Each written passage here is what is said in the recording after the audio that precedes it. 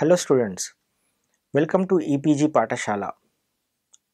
I am Gaurinath from School of Life Sciences, Jawaharlal Nehru University. Today we are going to discuss about a module on protein-protein interactions and structural perspective. So mostly we are talking about structural perspective of protein-protein interactions. Before going to the structural part, I will introduce you to several biochemical methods used in protein-protein interaction studies, and then we will see the examples of protein-protein interactions, protein-protein complex structures, and from these structures, what do we understand the common features in protein-protein interactions. So, as I said before, there are several ways one could study the protein-protein interactions. The simplest one is spectroscopic methods, with simply the absorption spectroscopy or fluorescence spectroscopy, where if the proteins interact with each other, the interacting residues are involved with hydrophobic residues like tryptophan and tyrosine, the absorption will change, or the fluorescence of these residues will change. We can also introduce chromophores, and if the chromophore is at the site of protein-protein interactions, the fluorescence signal due to this chromophore will change. So, when they are exposed to the solvent, their absorption or fluorescence signal is different, and when the other protein binds, the environment of this chromophore or the residues like tryptophan or tyrosine will change, their spectroscopic properties will change. So with this, one could understand the protein-protein interactions. The other way is dynamic light scattering. Here, basically, if two proteins interact with each other, the size of the resultant molecule will change. So, the dynamic light scattering, we can measure the radius of a particle. So, if you have two independent particles, you basically should get two peaks, and when these interact, the resultant peak should have a higher radius and single peak. Similarly, we can do a column chromatography. So, if two proteins interact with each other, they form a stable complex. So, elution volume of the complex should be different than the two individual proteins. You could do a surface plasmon resonance, where you immobilize one protein, pass the other protein. With the surface plasmon resonance signal, we could understand whether the protein is binding or not, and this is more sensitive, where you could measure the binding affinity of these two proteins. The other ways of studying the protein-protein interaction is ultracentrifugation. It's very similar logic as a column chromatography or dynamic light scattering. If the proteins interact each other, the larger complexes form, their sedimentation velocity will be different than the individual components. You could do yeast-to hybrid system, where in the yeast the two proteins are ligated with different proteins, and when they interact, then you should have a different signal, and that will give you information whether these two proteins interacting or not. So there are several ways of studying protein-protein interactions, but all these methods generally tell you whether these two proteins interacting with each other or not, except some cases, the fluorescence and absorption spectroscopy, maybe you can even tell which residues are involved if the experiments are successful. Otherwise, they generally tell you whether a protein A and B can interact with each other or not, but they won't tell you what residues of protein A and what residues of protein B are interacting. For this, the complex structure determination is only the best way to understand these protein-protein interactions. If you look at the structures in the PDB, there is a robust growth of structures determined in last several years. The growth is almost logarithmical. If you look at today, we have about 1,20,000 structures in PDB. Now, if you look at these structures and pick up the protein-protein complexes, the structural complexes, one could see what kind of interactions and how these proteins are interacting with each other.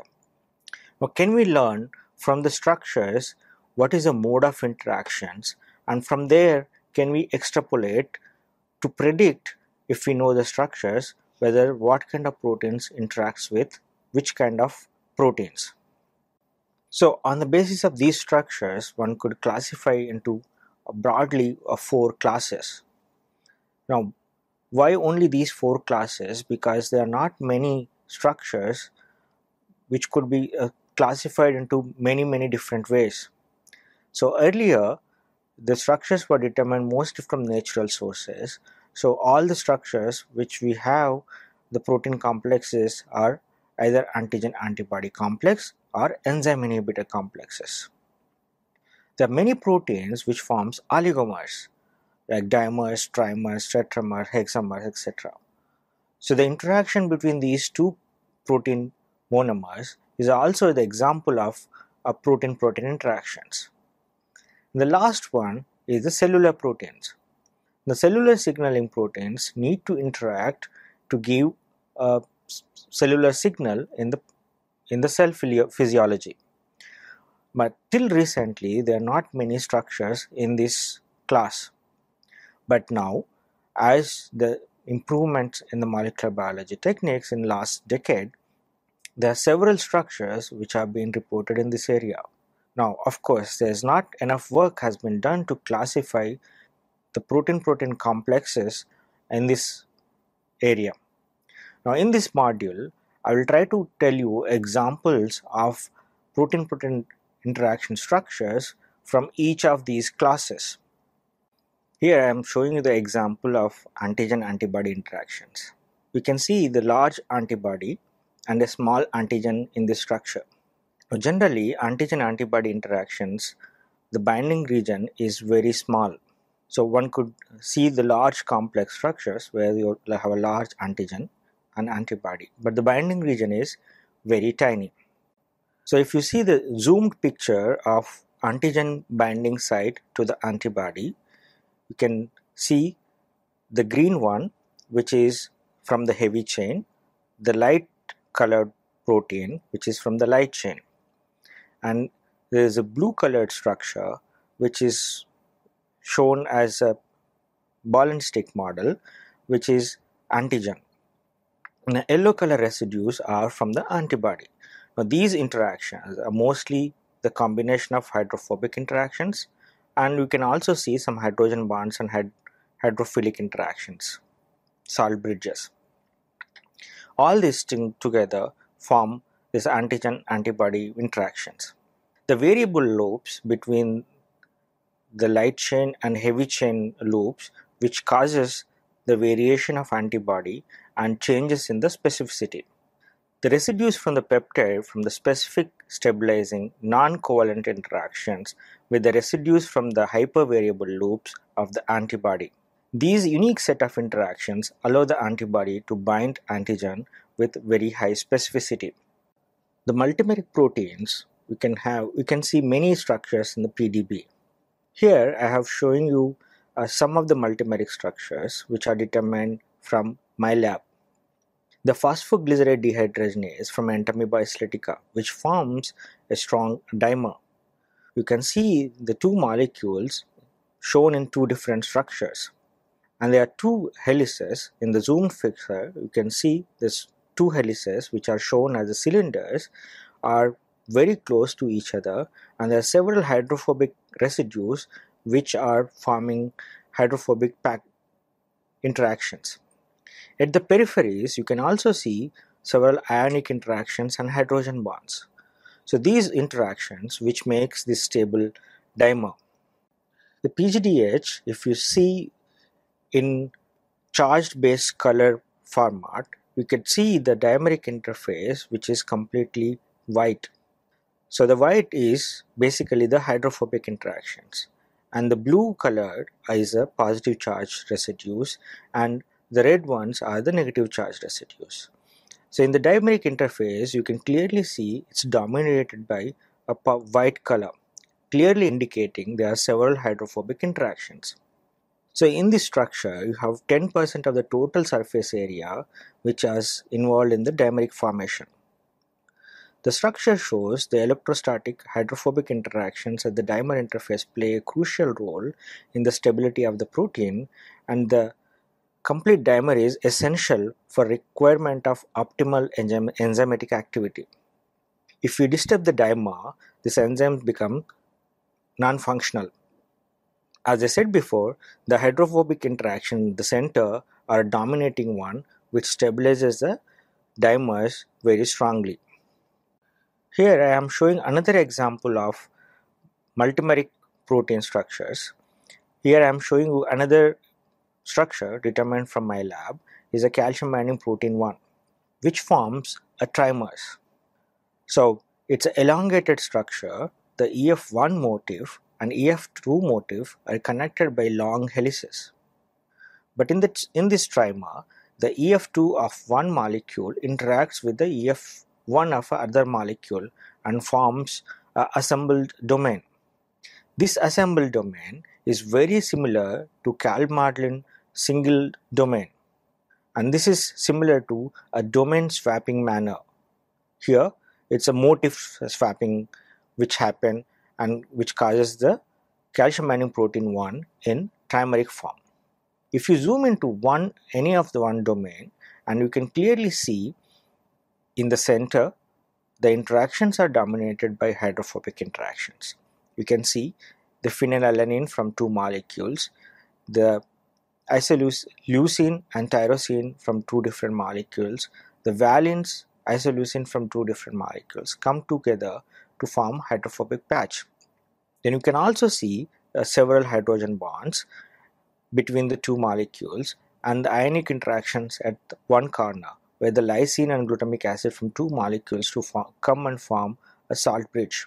So it's a combination of several ionic and non-ionic interactions and mostly dominated by hydrophobic interactions, which makes these motifs come together to form assembled domain.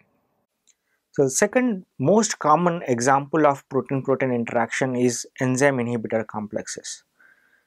In olden days, most of the proteins are extracted from the natural sources.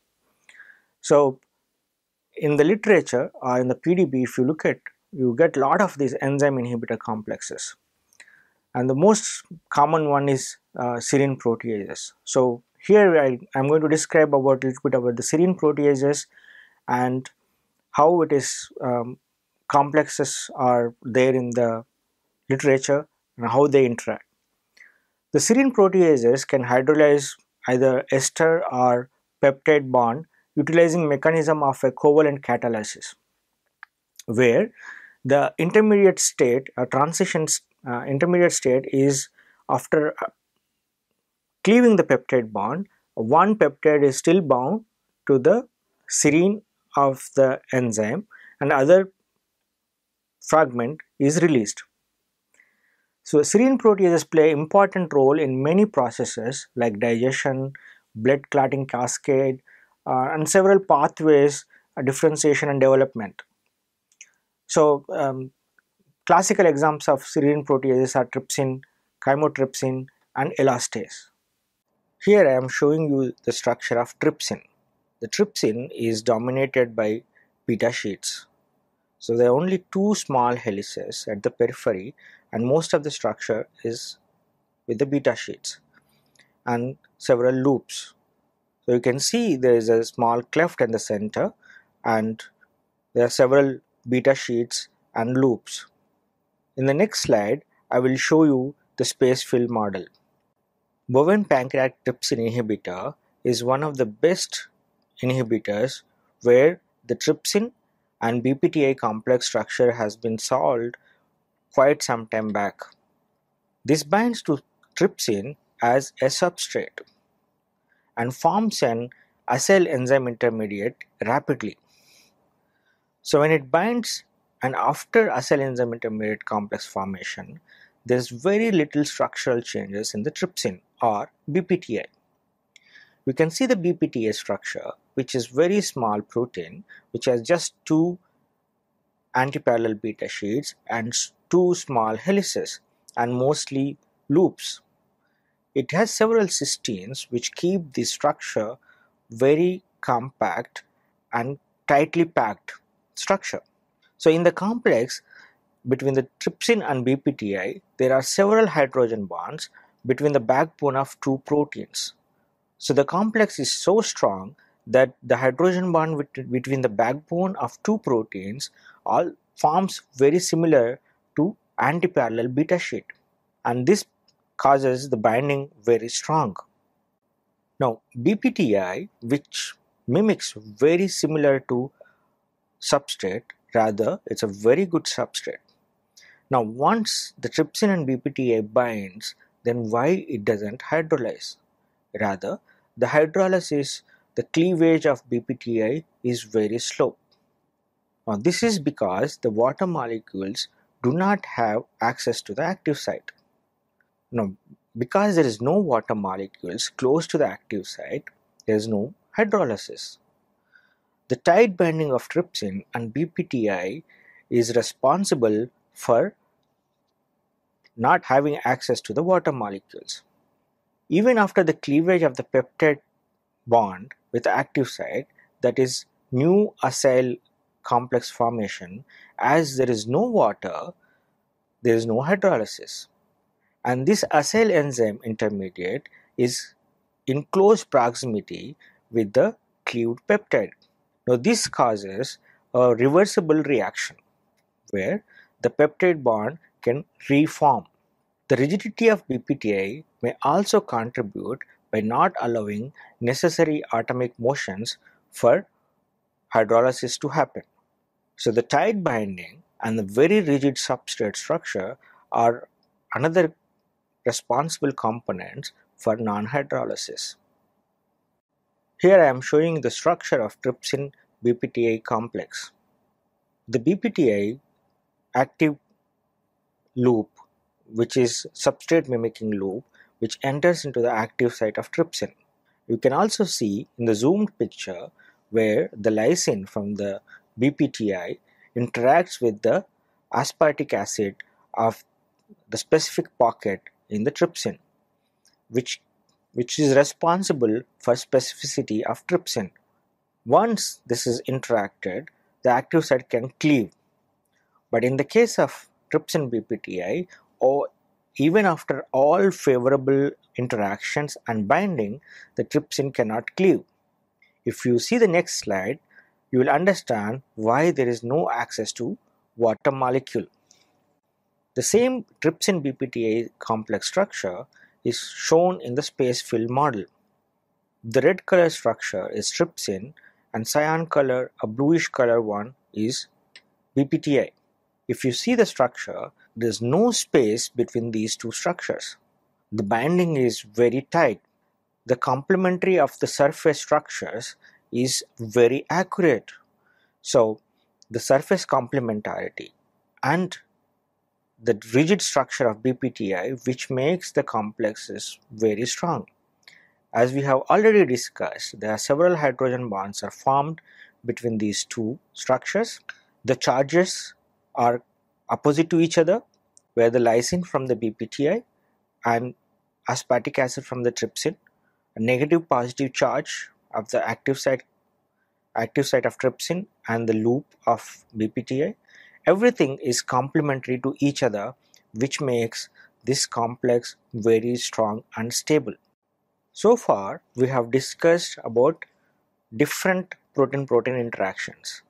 We have discussed antigen-antibody, the multimeric proteins, protease inhibitor complexes.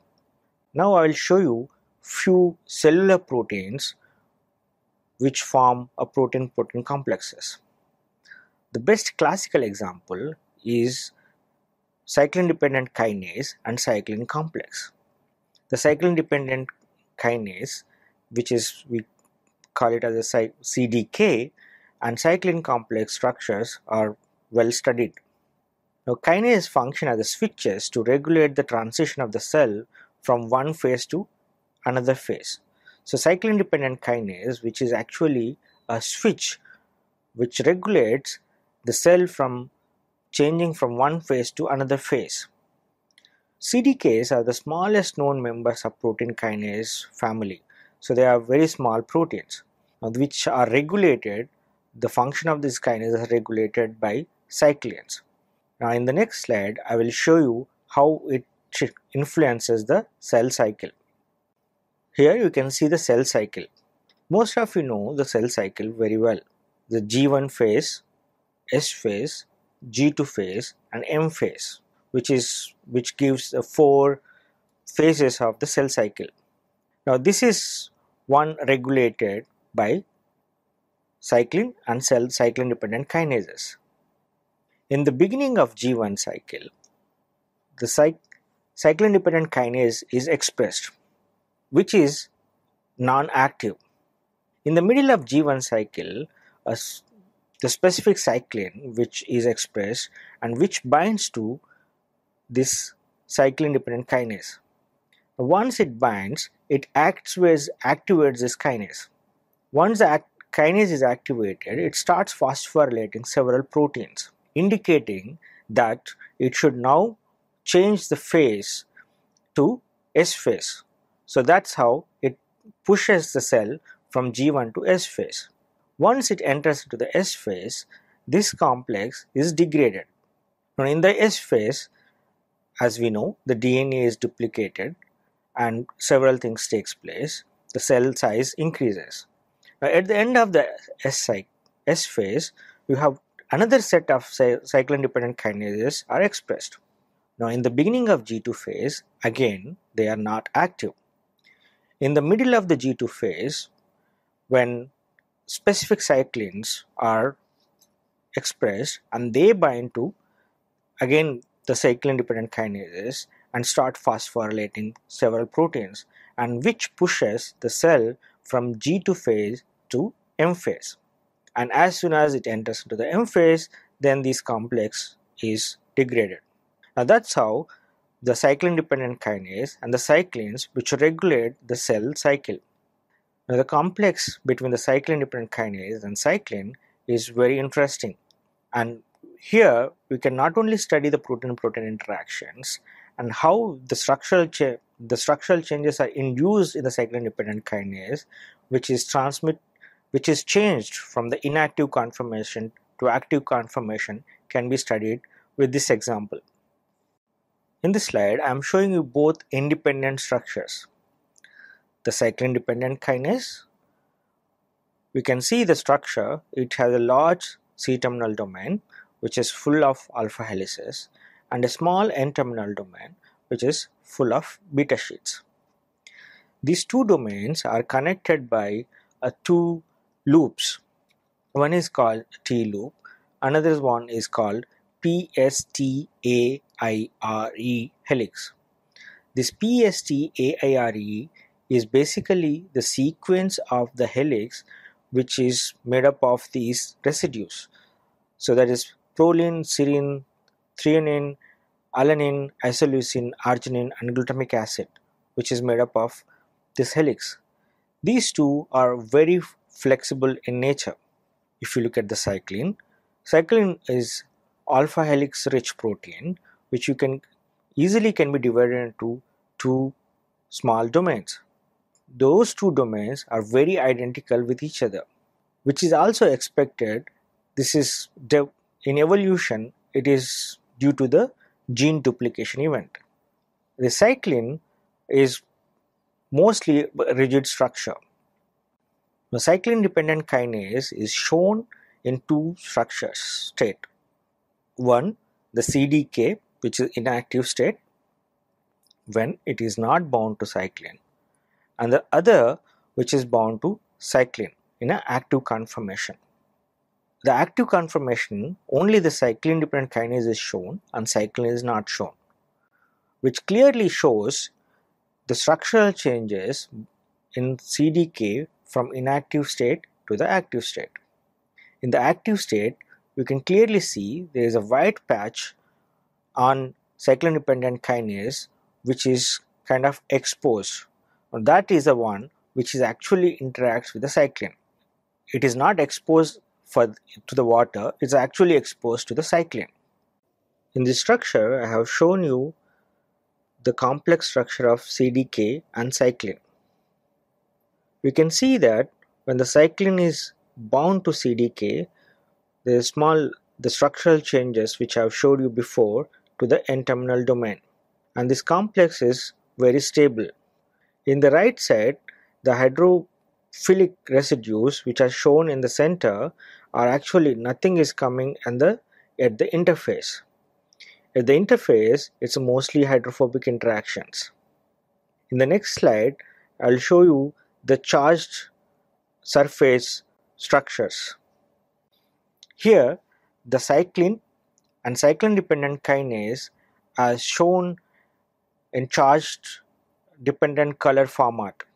So the boxed area, which is actually the protein interacting surface, we can see that the white patch is larger on both cyclin and cyclin-dependent kinase.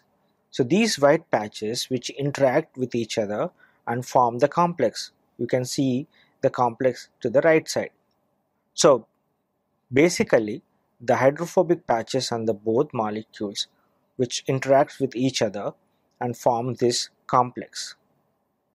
In this slide, I am showing the conformational changes in cyclin-dependent kinase.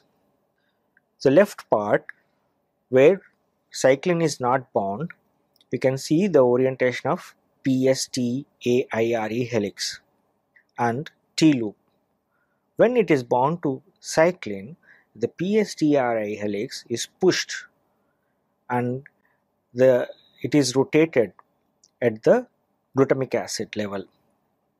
And the T loop, which had a small helix, which is actually changed into extended structure and which results in a small beta sheet when bound to cyclin. So there is a huge structural change in these two loops when cyclin is bound to kinase.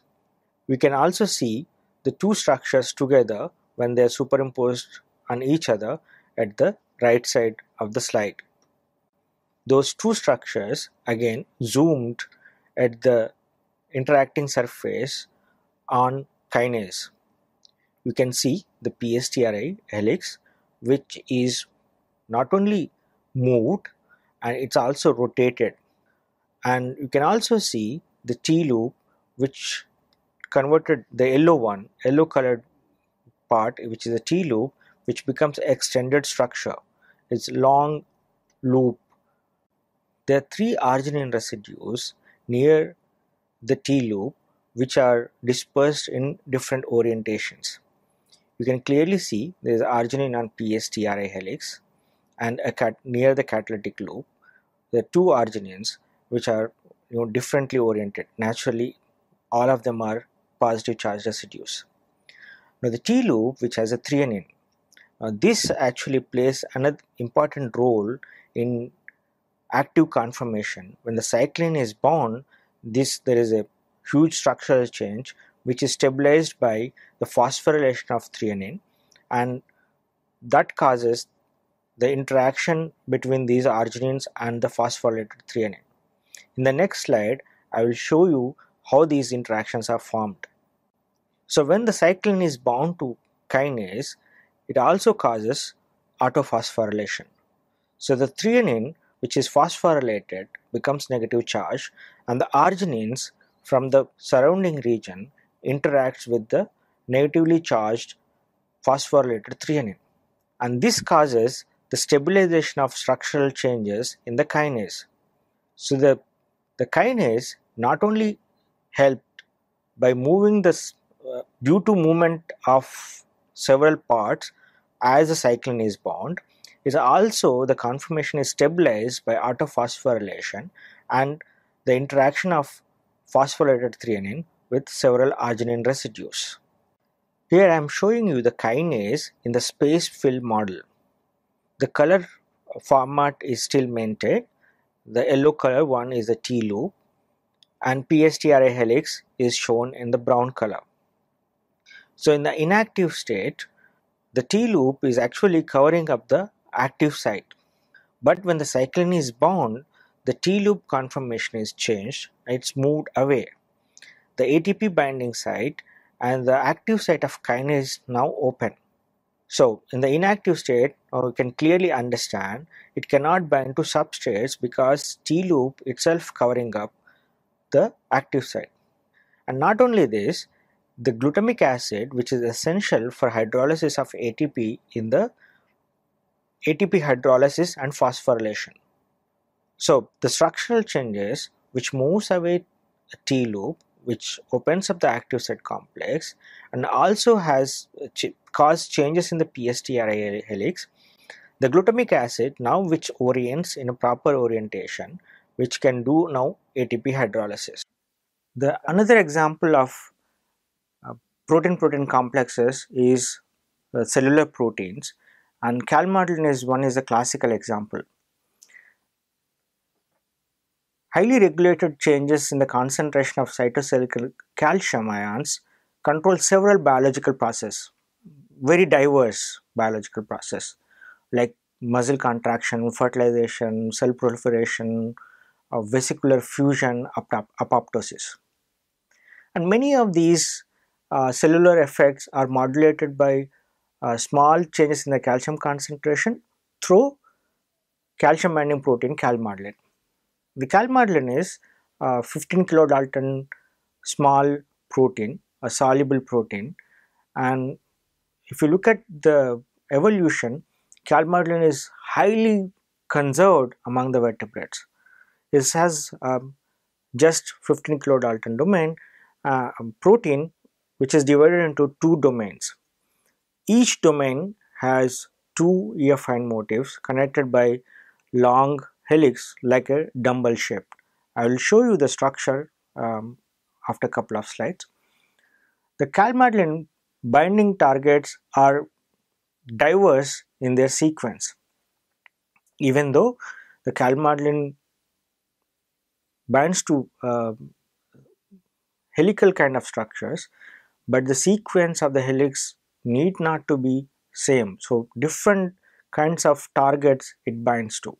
So I am going to explain all this examples in this module. The CAM binding proteins are diverse group of targets whose interaction with CAM can be subdivided into calcium dependent and calcium independent modes. Some of the target proteins are the ones which I am going to explain here are calcium dependent ones are CAM kinase, myosin light chain kinase, myosin liver arm which interacts with myosins, nitrous oxide synthase, IP3 receptor and calcium pump. So these several kinds of these proteins, the functions are completely different, their binding site sequences are different, but calmodulin binds to these proteins and change their function. The calmodulin structure you can see here, it's almost like a dumbbell shape. The two affine motifs which forms the N-terminal domain and another two affine motifs which form the C-terminal domain, which are very close to a globular structures which are connected by a long extended helical structure. This dumbbell shaped structure which opens up the hydrophobic cleft in each domain now ready to bind to targets. When it binds to target, the central helix is melted and it wraps up the target helix. Generally, the calmodulin binds to a helical region of the target which stabilizes the helical conformation, and it binds to two hydrophobic residues at the two ends. Here, the example is shown as CAM kinase 2 CAM complex structure where two hydrophobic residues are entering into two hydrophobic clefts in the calmodulin. The calmodulin binding to its target could be very flexible. Now the central helix is melting and it has to wrap up the target helix. Now these could be quite different, like it can bind to 1,10 motif a 114 motif, a 116 motif, or IQ motif. So what do you mean by 110 motif? So the first residue and the 10th residue has to be hydrophobic residue. So where the first residue and 10th residue, the Calmodulin hydrophobic pocket goes and binds. Now the central helix is melted, now it can reach different lengths. In the case of 114 motif, it binds to first and 14 residues. It can also bind to 116 motif, where the first and 16th residue is a hydrophobic motif. Now these motifs are further stabilized by several changes. Like example, they could be preceded by positive charge residues. We know that Calmodulin is a negative charged molecule. Other than these hydrophobic interactions, if we have positive charge residues preceding the motifs, it can have a favorable interactions. Now these motifs could have another hydrophobic residue somewhere in the center. When the helix is melted, it could make a favorable hydrophobic interaction between the melted helix of Calmodulin with the target. The IQ motifs is generally seen in the unconventional myosin, where IQ motif I is isoleucine followed by glutamine. Now it has also a similar pattern of residues, where the first residue is isoleucine and it has a specific pattern of residues where the example is sixth is a glycine, etc., and has another hydrophobic residue at the end. The Calmodulin can also bind to other targets in non-canonical model, where it can have 1:2 or 2:2. So 1:2 is where one target is bound to two Calmodulins, or 2:2 is the two targets are bound to two Calmodulins. The 2:2 classical example is calcium gated potassium channel, where two calcium gated potassium channels are bound with two Calmodulins and reorients the channel in active conformation. So if you look at all these structures which we have talked about, protein-protein complexes, we can conclude or we can extract a few prominent points. What makes these protein-protein interactions more favorable? So the first, if you look at the surface accessibility area, what kind of surfaces these proteins form? Do they have a shape complementarity? Or if they don't have a shape complementarity, the binding, the interaction should be favorable enough to change structural conformation and cause the shape complementarity and make a favorable interactions. And third is interface residues. Even if you may have a shape complementarity, but the residues, the atoms which are interacting, should have a favorable interactions. Generally, we have seen the interactions are dominated by hydrophobic interactions, which are further stabilized by hydrogen bonds and salt bridges. Now, in the physiological condition, most of these proteins are in water. So the hydrophobic patches on the protein surfaces cannot survive by itself. They look for their partners where these hydrophobic patches could be covered. So that's one of the primary indication the protein, if they have hydrophobic patch on the surface, it's ready to interact with the another protein. Now we summarize this module on protein-protein interactions. As we discussed before, the protein-protein interactions could be studied by different biochemical methods. All these methods will only suggest the interaction between two or more proteins, but they do not exactly specify or suggest the interacting regions or interacting residues. Today in PDB we have 1.2 lakh structures, and more protein complex structures are getting reported. From these complex structures, we could broadly classify them into 4 different classes.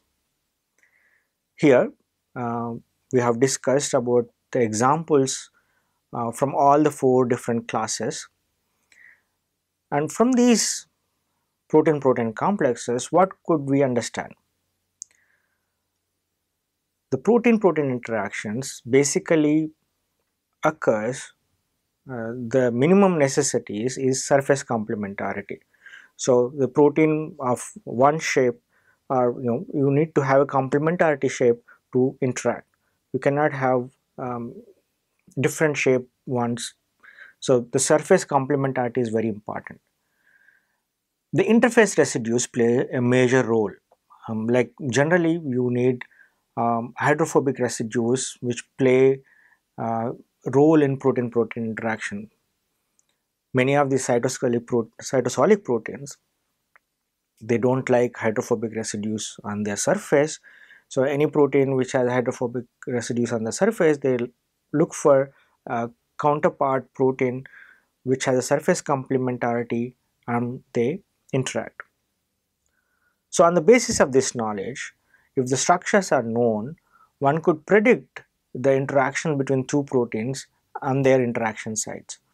So one, we have learned how this protein-protein interaction takes place. Now we could also guess and predict if one independent structure is determined in the protein structure database of 101,20,000 structures, can this protein interact with any of other proteins? So there are websites, methods available to predict these protein-protein interactions.